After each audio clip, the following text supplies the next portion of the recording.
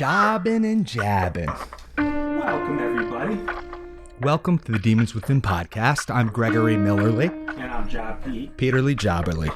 So how you doing, Pete? I'm doing pretty good, guy. You? I'm pretty good. Had a little, I'm going to heck, Pete. I'm going to heck. Because I don't say hell. Even though I just said hell, I'm going to heck. Why is that? So I'm in the choir at church. I'm a little choir boy nowadays. I can see the picture flashing right when you do that. Yeah, but I had a little clumsy error. And it's funny because I'm like, I play piano. I'm normally.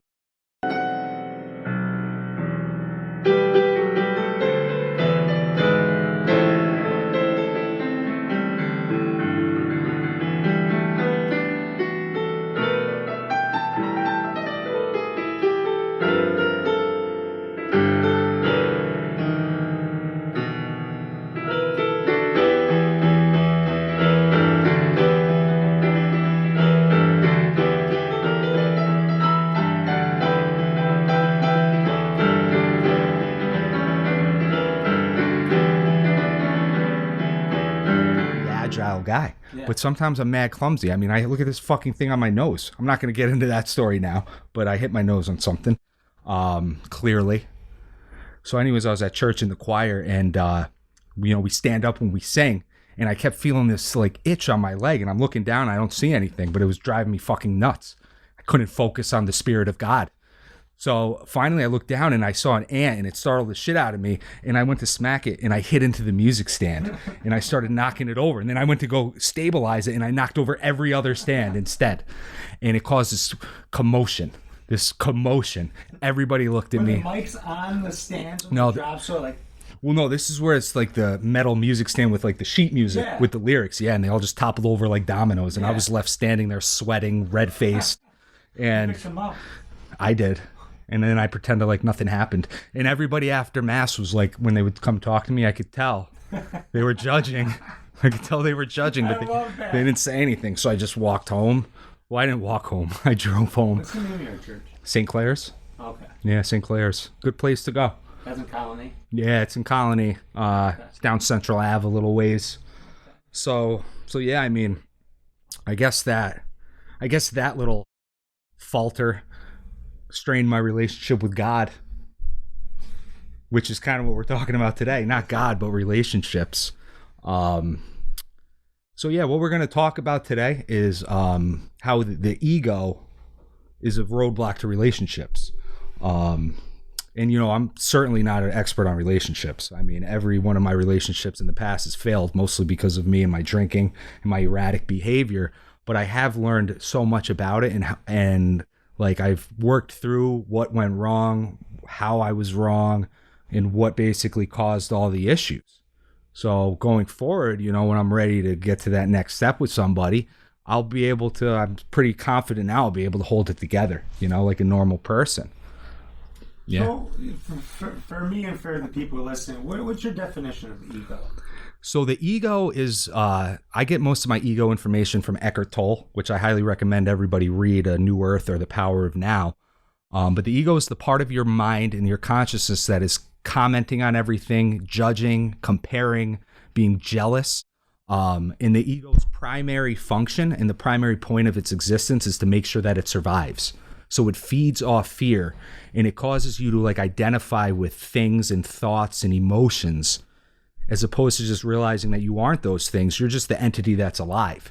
So could the ego be your subconscious mind too then? Yeah. I mean, it's essentially the voice in your head. Well, a subconscious mind could be, well, I guess an ego could be used for good or bad, right? Yeah. And a subconscious mind is how you go on autopilot.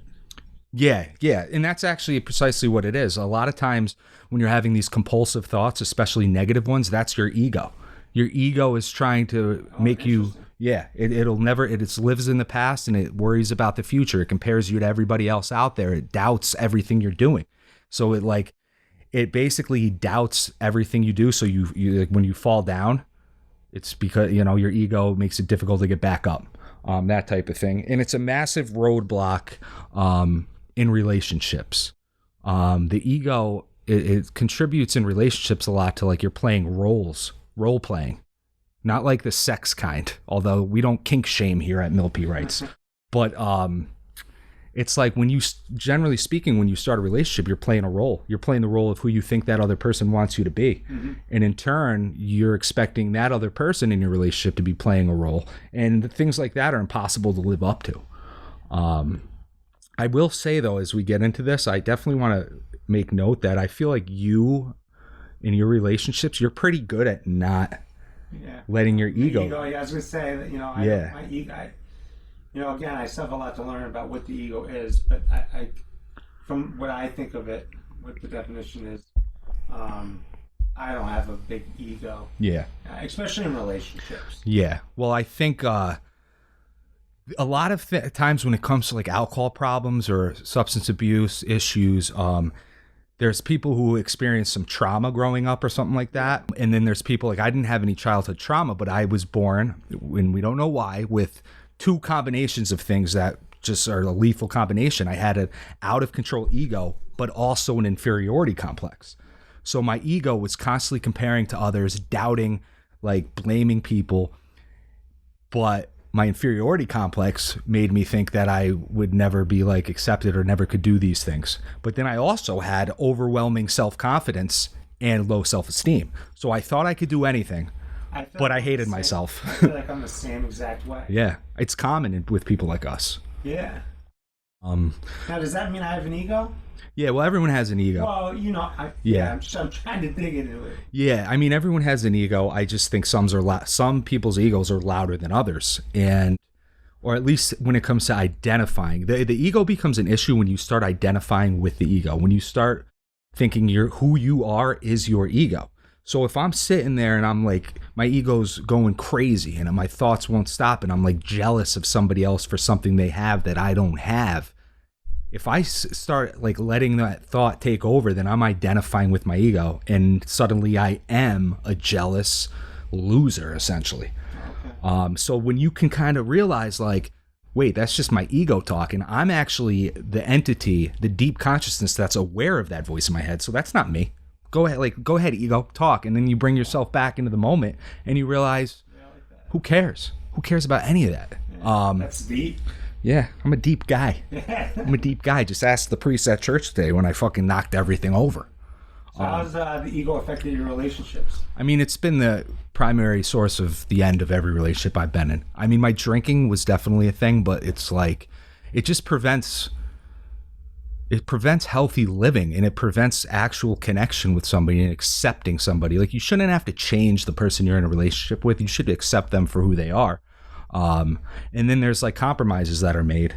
Yeah. I mean, I can tell you, so my last relationship, like, I don't want to make any doubt about it. The end of that relationship was because of my drinking and my erratic behavior. And even when I wasn't drinking, I was a dry drunk. The first 8-9 months of our relationship, I didn't drink, but I was what they call a dry drunk because I just wasn't drinking. I wasn't doing any of the work. So I was essentially still exhibiting alcoholic behavior. I just wasn't drinking. So my moods were all over the place. I was volatile. I was just sort of snap at. White knuckling it. White knuckling it. And, the thing that I've done a ton of work on this, and I've talked to my counselor, and I've just done a lot of reflecting. And the thing is, especially about this last relationship, like when I got into it, it was with a person that I really can't relate to on any level. Like this person, she had she's like a vanilla person, and I don't mean that in a bad way. She just like growing up, like she smoked weed once. She's never experimented with that. She always did as she was told, followed every rule. That's the complete opposite of me when I was growing up. I was all over the place. I would like go out of my way to not do what I was told to do. And obviously I did a ton of experimenting, little bit of little jiffy every now and then. So yeah, that's another thing. Like that should have been a red flag. But when I got into that relationship, I had nothing. I had no life. I was like a shell of a man, and I was good at hiding that though. So I became attached to this person. Did you know within the first few weeks that you weren't compatible, or were you in a different type of mind state where you didn't realize it? Well, I was attached, and attachment is bad. but it was also like I definitely liked her and I was attracted to her, but I knew within the first, there was actually this thing that happened within the first few weeks that I actually thought about breaking up with her, and I never told her. And I mean, a lot of things, this girl is obsessed with CrossFit, and she claims she's not, which is fine. CrossFit's awesome. CrossFit is great. It normalized like athletic physiques in women. It normalized barbell training, which I'm a total advocate of. Like, so CrossFit's good, but like I'm not into it. And when you're with somebody who's obsessed with something and you're not into that thing, it's difficult. Yeah. And I mean, she would say she wasn't obsessed, but like, I'll break it down for you. You tell me if you think she's obsessed, okay? 5 to 6 workouts a week, which is fine, but coaches like 2 to 3 classes a week, does one-on-one training when it's needed, runs a CrossFit social media account. Her personal social media account is all CrossFit pictures, all her profile pictures of CrossFit. All of her friends are from CrossFit, and her house is decorated with CrossFit memorabilia. I mean, that's like she really enjoys CrossFit. Yeah, that's like fucking Ray Finkel obsessed with Dan Marino and Ace Ventura. That is a good comparison. And like, I don't want to sound mean because, I mean, I might be exaggerating like, it's not like that's all she does. Yeah. Or did. I don't know what What's her full-time job? She's a teacher.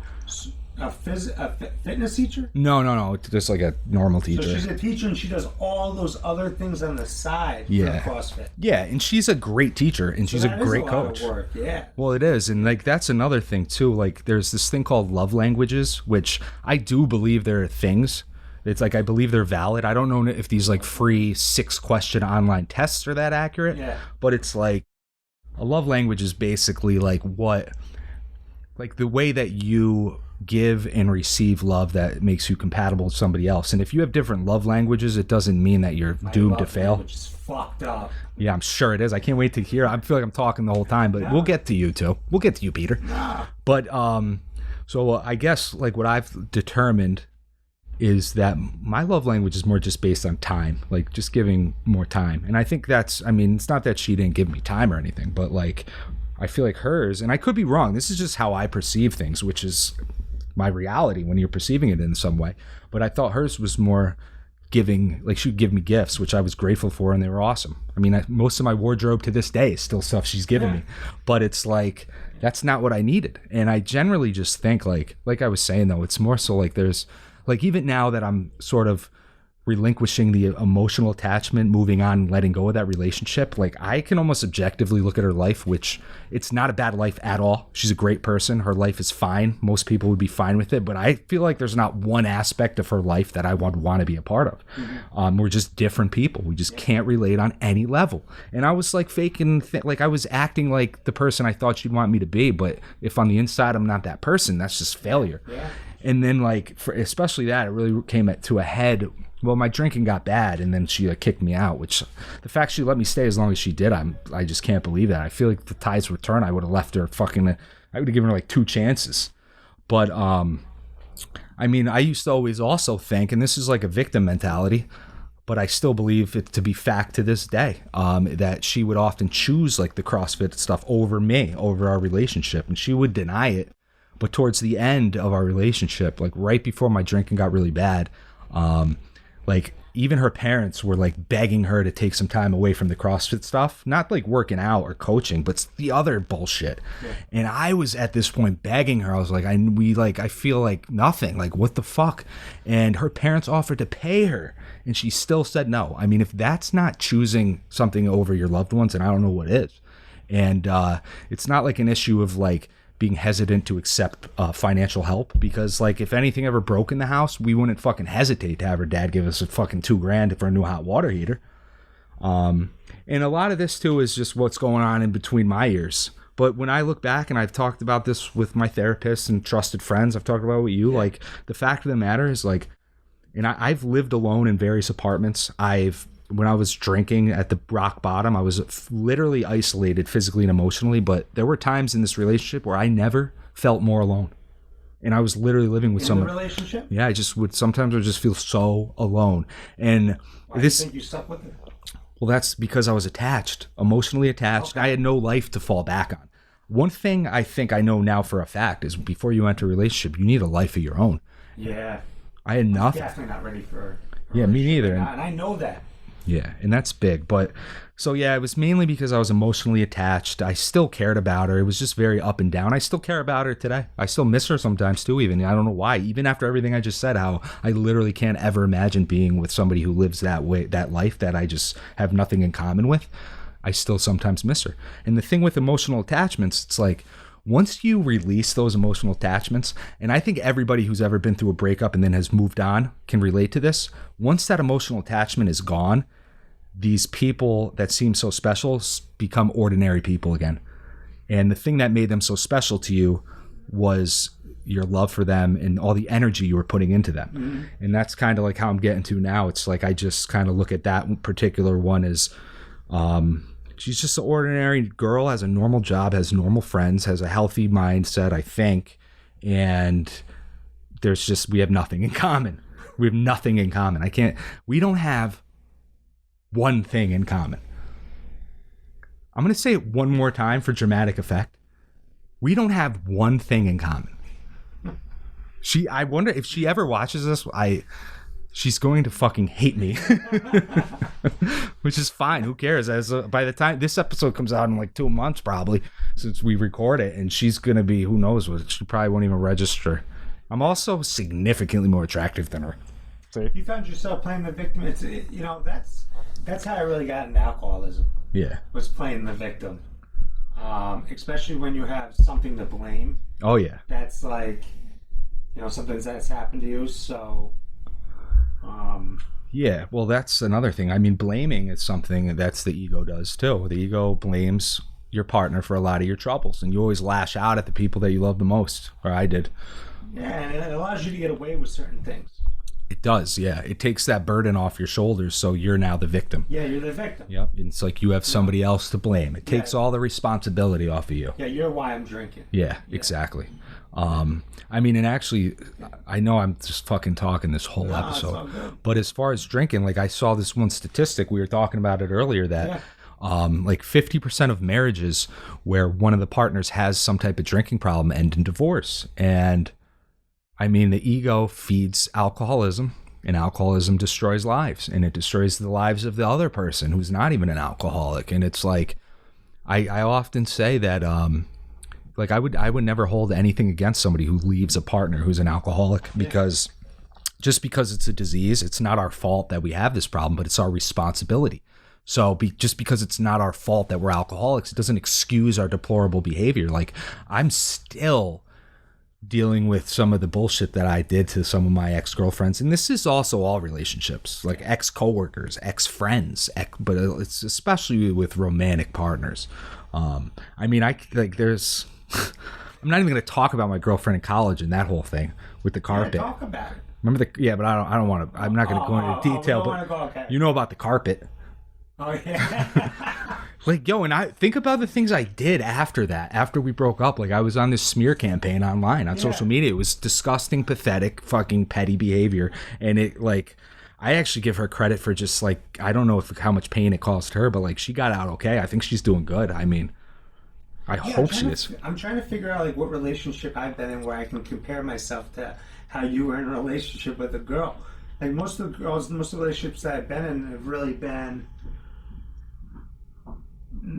Actually, I was going to say that they've really been good, but actually now that I think about it, they're not. They're not that good because I was drinking. Yeah. Well, you know what I'm saying? Yeah. Well. And I was definitely acting as the victim. Yeah. Well, I think, like I was saying too to you when we were talking about this episode, I do, like, I'm fucking jealous of how your ego doesn't really get in the way of relationships. Yeah. Like, I don't ever recall you just getting, like, super pissed off at one of your ex-girlfriends for no fucking reason. Yeah, it definitely needed a reason. Yeah. My ego just is so good at not forgetting things that didn't even bother me when they first came up. Yeah.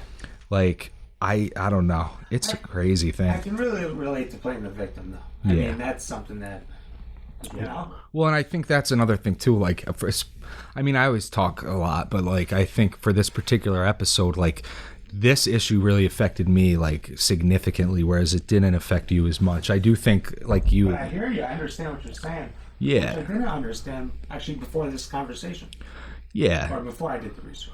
Well, the ego too, because you're comparing yourself and whatever. I keep going back to comparing yourself to others, but it's obviously much more than that. I do that though, so Yeah.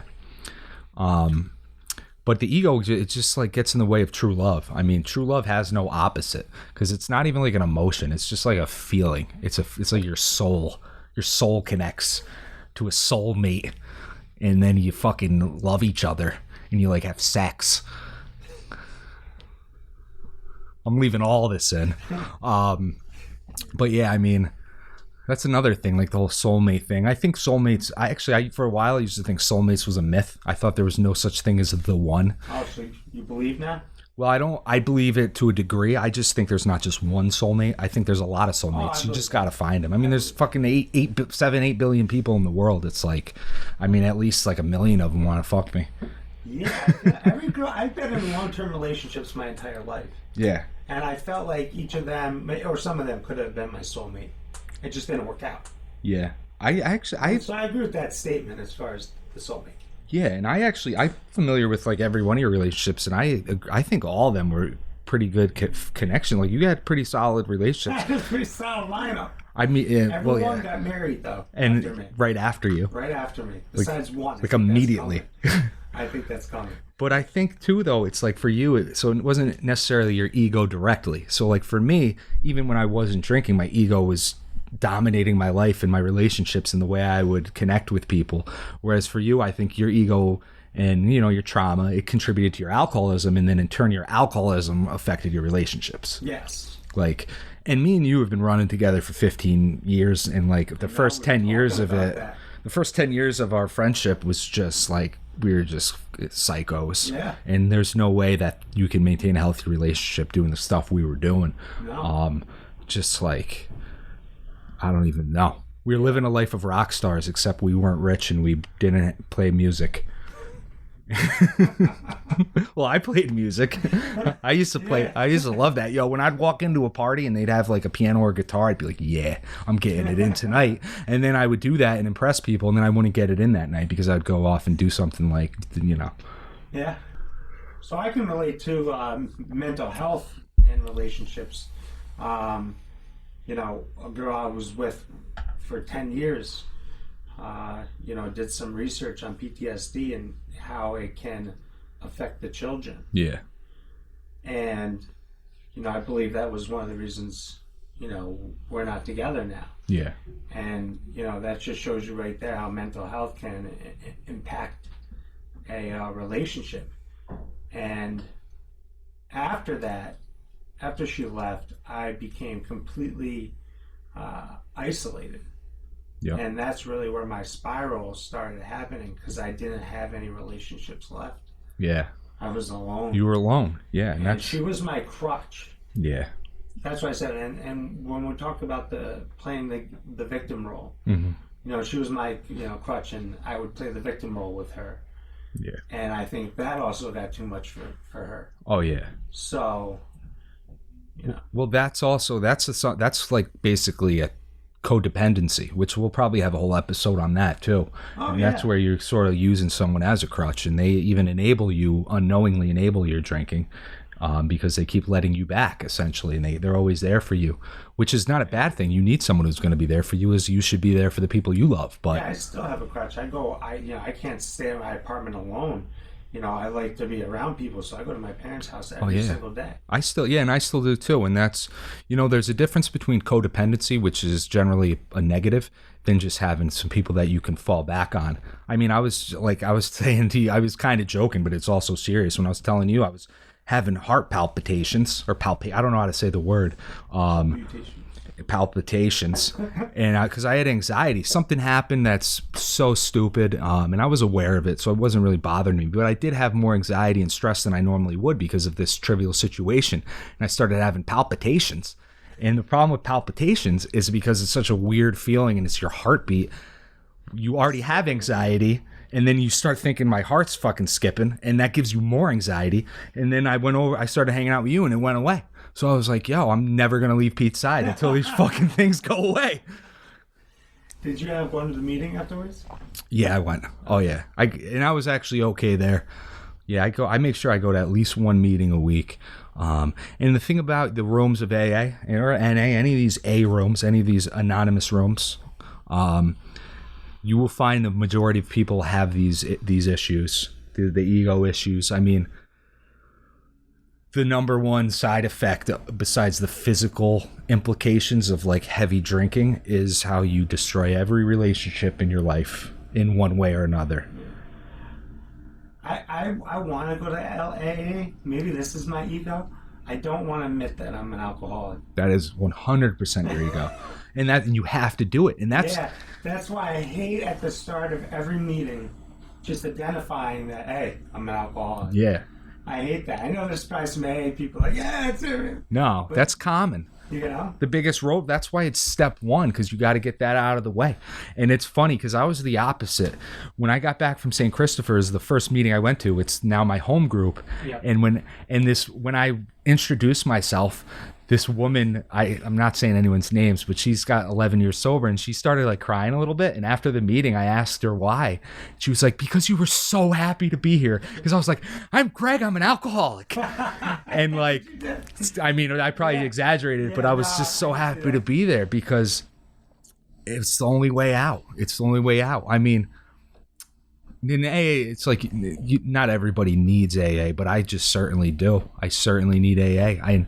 I think for me that was the biggest problem in the past because I knew I had a drinking problem, but I didn't know I was a full-blown alcoholic, which I don't know what is. I mean, a full-blown alcoholic's not a thing. You're either an alcoholic or you're not. Yeah. And like I didn't think I was because I was always able to stop for like a couple months. But it just always kept getting worse. And also how, like, when I wasn't drinking, I still wasn't, like, healthy minded, you know? And it's fucked up everything until now. I pulled myself out of the darkness. Well, yeah, I've been to AA meetings. Yeah. And I liked AA. It's just, I'm trying to figure out if, and maybe this is me playing the victim role, trying not to admit I'm an alcoholic, but I know the reason why I was drinking. Yeah. So I'm always curious that if I changed or I addressed that situation, you know, could I ever have a drink again? You know, I'm not saying I want to because I have no desire to drink again whatsoever as of now. I don't. You want to know what that is too? What? That's your ego. Your ego is saying, which is true in the sense that an underlying cause is the reason we have problems with alcohol. However, the ego is the thing that's saying, go ahead, Pete. Yeah, you could try it, Pete. The ego's like, go ahead, Peter. Just one sip. Just one sip, Peter. It's like you open the fridge and it's like, Peter. Yeah. I'm back here, Peter. Ego. Yeah, that's my ego. Yeah. It is, for real. Yeah, your ego. That's interesting. Yeah, and that's the type of that's the Millerly in me. You know, the Millerly comes out. I got the ego over here and the Millerly right here, and sometimes they clash. Yeah, but I know I can't drink responsibly. Yeah. And it's stuff like that's where it's just tempting fate. It's like, and that's another thing too that made me like I would drink. Occasionally I would go like 7 drinking days in a row, not like every day of the week, but like 7 times I drank in a row where I'd be okay. But those 7 fun times, the benefits of those 7 fun times did not outweigh the devastation once I had one bad drinking episode. Yeah. It just does not compare. I could have 1,000 fun times in a row. That 1,001 time, 1,001st, I don't know the fucking word, but that next time when I do something bad and I can't stop drinking, it doesn't. Those good times do not make up for it. Not even close. I don't think I ever had a good time drinking. I think I was always trying to run away from something. Yeah, I think you're right. Right? Yeah. I think every single time. Yeah. And that's the thing too. Like the ego can be wrong. We had a lot of fun in college. Yeah. But even then I would take it to extremes. Yeah. I feel like our nights, they started fun almost every time and they almost never ended fun. And that's kind of just how it's been for most of my adult life. I don't know. I wonder if it's my ego, you know, not allowing me to get a full-time job to just keep trying to make it as an entrepreneur, or is that motivation or a mixture of both? It's probably a mixture of both, because your ego is definitely telling you, that if you decided to switch things up, that your ego's saying you're a failure. Exactly. When your logical part of your brain is like, nah, I'm diverting my energy to a different avenue, and this avenue might prove fruitful. Yeah, because what they say, Thomas Edison was wrong 20,000 times before he. That's not a fact. Don't quote me on that. Yeah, but it's up there, and he, one time got it right. One time got it right. Yeah, changed the world. Infamous. Yeah. So that's what I think every time, and that's why I love doing what I do. I don't have to have a boss. I don't have to answer to anyone. Yeah, it's great. Yeah. I always wondered if that was more of my ego. There's been times where I've really struggled with cash. Yeah. But still not letting that get me down or whatever. Just. Yeah. And there's a lot of elements of ego in that. It's like what I was just saying about, like, your ego would tell you were a failure if you decided to switch things up. But it's also your ego that's sort of subconsciously comparing you to these, like, you see the influencers on Instagram, or you see these other, like, young rich entrepreneurs, and you're comparing yourself to them even if you don't realize you're doing it. Yeah. That's all your ego. And all that stuff gets so there's even probably your ego inadvertently or indirectly made you just go all in, so you're working around the clock, and that probably affected your relationships, 100%, because you have to be present. And I guess, like, the natural... I don't think I've ever been present. That's the funny thing, because I'm always on go. Yeah, same. That's true. My ego would just bring something up, like a chance remark from, like, one of my girlfriend that was totally innocent, and my ego would construe that, like, 3 days later into something that was like an attack against me, which was not true. It was completely irrational, and then I'd lash out. Your mind just dwarfs into that? My mind could twist and contort anything, distorts reality. Not anymore. Now I think that's another we got to touch on the way out of these things, and that's where you have to just, like, you really have to center yourself in the present moment, and you have to disassociate with your ego and realize it's not you. A lot of times if I start having those thoughts, I can laugh at it now, and I, like, ridicule my ego. I'm like, go ahead, ego, give me whatever you want to give me. And I just laugh at it. And then after you do that and you can separate yourself from the ego, then you can transcend the ego, and then you can really experience true connections with people, not just romantic partners, but with anybody. But with romantic partners specifically, once you transcend the ego, that's when you can feel true love and feel true joy, because true love and true joy cannot exist alongside the ego. The ego's got to go, or it's got to quiet the fuck down. One of those. Do you feel like most people even know what their ego is? Because until I talked to you, I wasn't sure. Most people don't know this more in-depth definition of the ego, because I think most people, their view on the ego is what mine used to be. Very pompous, right? It's like arrogant. It's trying to show off. Yeah. It's the thing I always refer to ego lifting, when you're at a gym and muscles, taking pictures of yourself. Taking pictures, or ego lifting specifically. It's like I'm at the gym and there's like 4 or 5 hot girls there, and I'm like, oh yeah, I want to impress them, which they, first of all, don't give a fuck about how much you can lift for the most part, but it's like I want to impress them. So, my squat, I think the highest my squat ever got, I got 495 for 5, but if there was 5 hot girls there, I'm like, oh, I'm gonna do fucking 515, and then I couldn't do it and I'd get hurt. That's ego lifting, you know what I mean? I can't squat that much now though. I've given up on that. I'm too old. I'm just too old. I got cramps. I got pains. So don't fucking don't like ask me to take a video of me doing that. I'll die, especially with the heart palpitations. So the other thing, because the ego, especially the alcoholic ego, a difficult thing, once you sort of realize your ego has been the cause of so much despair and so much failed relationships, once you realize that and you are moving on, it's then sometimes I would start to dwell on, well, how do I get past and get forgiven for the wreckage I've created? And oftentimes the only way is to just move on. Yeah, just keep going. Just keep going. Just move on. Because a lot of times you can't, like, I've been kind of fortunate with my most recent ex-girlfriend she's given me opportunities to make amends. And like I said, despite everything I said earlier in this episode, where I really don't want to come off like I'm attacking her, because the things I don't like and the things I said that I couldn't relate to, they're not bad things by any stretch of the imagination. She's a fucking great person. Yeah. She's kind. She's thoughtful. She's still attractive. Not as attractive as me, but still attractive. And that, I mean, that doesn't matter. Yeah. Well, that's false. Anybody who says attractiveness doesn't matter is living in a fucking fantasy world of romantic comedies and shit. Because it does, especially at the beginning. So, I think like we've already established that the ego's definitely been more of an issue for me, especially in my relationships than you. But the one thing I would want to point out though is, just like the things you went through that might have contributed to your PTSD. A big thing that leads to PTSD is when you're still developing, it overwhelms your ego because it's such high energy. It's traumatic in a way. So that when you get older, it can trigger PTSD in you, and it can make you have these neurotic anxieties, and it lowers your self-esteem, and it generally leads to drinking and sort of numbing yourself. I still have such a lack of identity.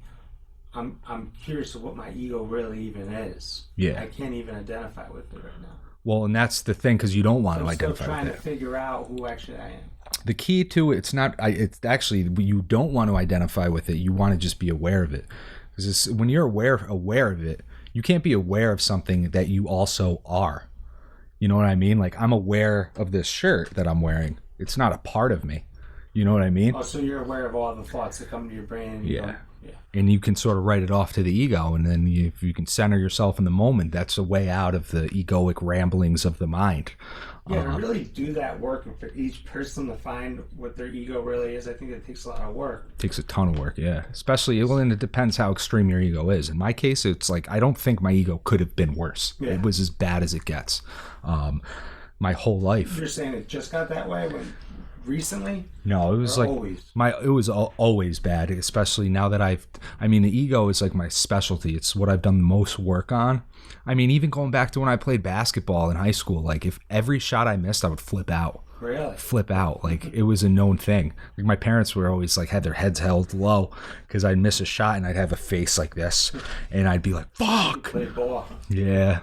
And then I don't know, but yeah, the ego is, it's just something you have to just be aware of. If you're aware of it, you can stop it before it gets bad. You can do the work. You can go to therapy. You can just reading. Like I was telling you. What's my ego, Greg? Your ego? When you're looking at me, what do you think my ego is?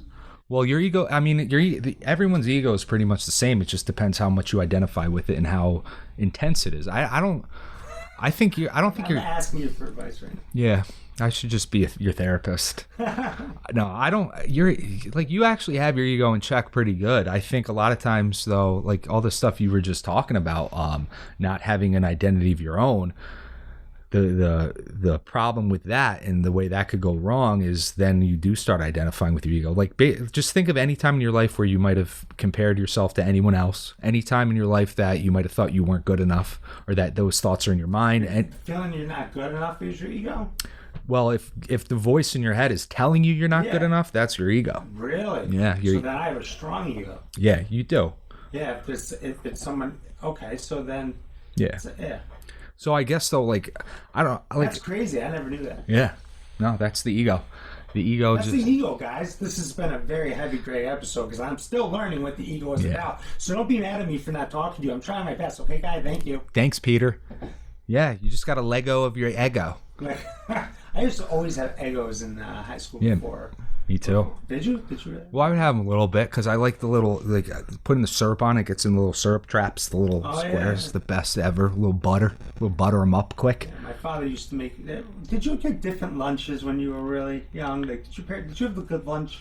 I don't remember. My mom would always pack a sandwich. I don't even know what else. I think I had the same lunch for like 8 years. Yeah, I used to. I just have the plainest lunches. I don't know why I'm talking about lunches right now. But It's your ego. Your ego wants you to identify with the food you ate, and you want your food to be the reason for your alcoholism. So it takes the blame off you because you're a victim. Because you're a victim of the food you ate. Yeah, I used to in high school. I'd get lunch money from my mom, and I'd go in, and then I would just spend it all in the first period on the sausage sandwiches. Sausage, egg, and cheese. Yeah, and then I would post up at lunchtime, and I'd ask people for change. It was like I was the Colony High panhandler. I should have had one of those cardboard signs that said anything helps. Anything helps. And then I would get pizza, and then I would do all my homework. Well, this has been a good episode. Yeah, this is a good. We kind of went off topic at times, I think, but like that's the ego too. Everything's the ego. Nothing's my fault. I can do whatever I want, and I'm the best ever. See, how do I say something else? I don't know. I think we're good. We're gonna keep talking. I'll talk about the ego every episode, and yeah, I don't know. I think that's it. Yeah, check out Demons Within. We drop every Sunday. We got the Milky Rights News Hour every Wednesday, and we got the Demons Within novel coming soon, September 19th. Yes, sir. It's gonna be everywhere in the world. Ja.